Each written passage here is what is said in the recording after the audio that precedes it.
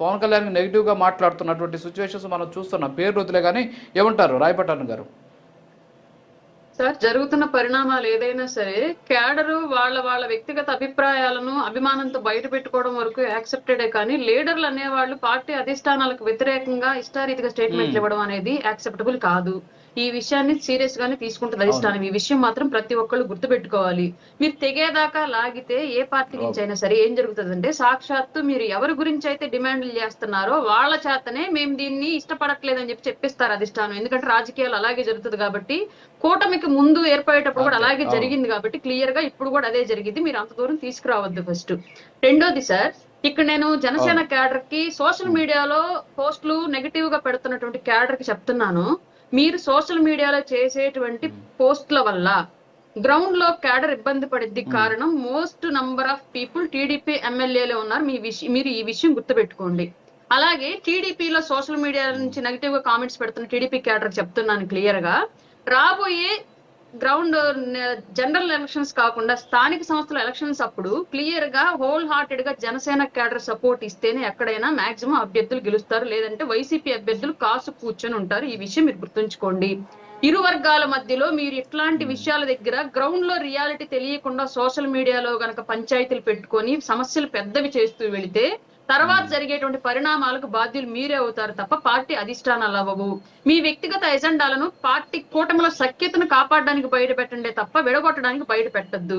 Government ప్రజలు తీసుకొచ్చారు, party క్యాడరో party నాయకులు తీసుకురాలేదు. మనం ఏం చేసినా సరే మళ్ళీ 2029కి ప్రజలు మనకు ఓట్లేసేలాగా ఆలోచించే విధంగానే మనం చేసే పనులు ఉండాలి తప్ప వద్దులే వీళ్ళు అనిపించేలాగా మనం చేయకూడదు. ఈ విషయం ప్రతి ఒక్కళ్ళు అన్ని పార్టీల నుంచి, ఎస్పెషల్లీ సోషల్ మీడియాలో పనిచేస్తున్నారు. ఇంకొకటి రాయపాటన్ గారు, ఒక్క క్వశ్చన్ కి సమాధానం చెప్పండి నాకు.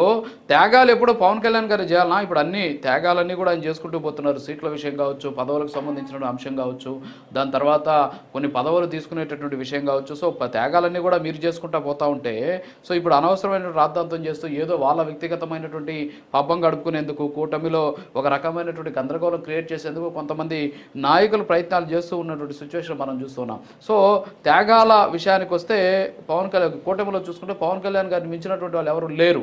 సో ఆయనకి ఇంకా పెద్ద పదవి ఇవ్వాలని చెప్పేసి కూడా కోరుకునేటటువంటి పరిస్థితి ఉంది. ఏమంటారు రాయపట్టన్ గారు? సార్, నేను ఇప్పుడే చెప్పాను, కార్యకర్తగా వాయిస్ వేరుగా ఉంటుంది, లీడర్ గా వాయిస్ వేరుగా ఉంటుంది. కార్యకర్త వాయిస్, లీడర్ వాయిస్ ఓన్లీ పార్టీని కాపాడుకోవడంలోనే ఉండాలి తప్ప విచ్ఛిన్నం చేయడంలో ఒకటిగా ఉండకూడదు అనేది నేను క్లియర్ గా చెప్తున్నాను. ఎందుకంటే ఉప ముఖ్యమంత్రిగా ఆయన పరిపాలనలో ఉన్నటువంటి క్వాలిటీ ఉప ముఖ్యమంత్రి అనే పదవికి రాయల్టీని తీసుకొచ్చింది పవన్ కళ్యాణ్ గారి మూలంగా. ఈయన పరిపాలనలో క్వాలిటీ ఆ పదవికి రాయల్టీని తీసుకొచ్చింది, దీన్ని నేను కాదనట్లా.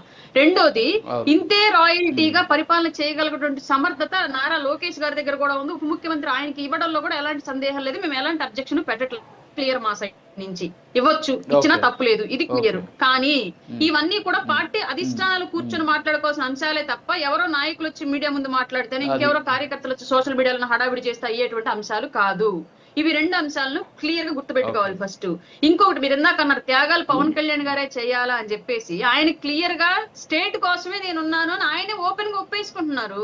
రెండోది, పరిపాలన చేయడంలో ఎక్కడ ఆయన త్యాగం చేయట్లేదు. తేడా వస్తే కూటమిల నాయకులను కూడా ఆయన క్వశ్చన్ చేస్తున్నారు. ఇంకెక్కడ త్యాగం చేశారు పవన్ కళ్యాణ్ గారు? ఆయన ఏ కమిట్మెంట్ తో అయితే పార్టీ పెట్టారు, ఏ కమిట్మెంట్ తో అయితే అధికారంలోకి వచ్చారు, ఏ కమిట్మెంట్ తో అయితే పని చేస్తున్నారు, అదే కమిట్మెంట్ ని ఎలాంటి త్యాగాలకి వెళ్లకుండా, ఎలాంటి రాజీ పడకుండా అంతే నిబద్ధతతో పని చేసుకుంటూ వెళ్తున్నాడు ఆయన రాష్ట్ర ప్రజల కోసం క్లియర్ గా.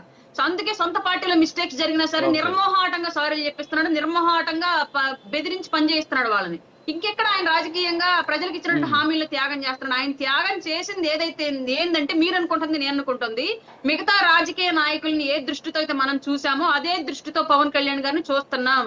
డిఫరెంట్ గా చూడండి, డిఫరెంట్ పొలిటీషియన్ పవన్ కళ్యాణ్ గారు. ఓకే ఓకే ఓకే రాయపట్టన్ గారు, అంటే నేను చెప్పింది